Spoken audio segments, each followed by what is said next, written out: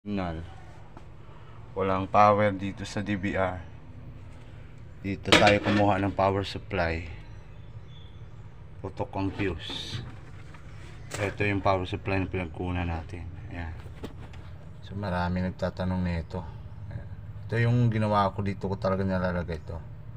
Basta magkaroon ng shorted, itong ating DVR magkaroon ng problema, may protection pa rin siyang fuse dito.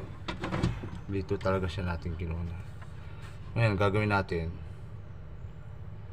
so kukuha tayo ng isa dyan. Ito hindi naman ito ginagamit, kunin natin tong fuse, lipat natin dito. Natin to.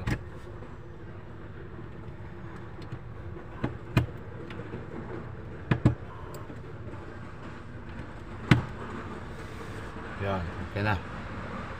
Nagbibip siya after kumana yung monitor. Kapag namamatayan, so may problema tayo dito sa system. Yan. Pangalawang beep niya yan.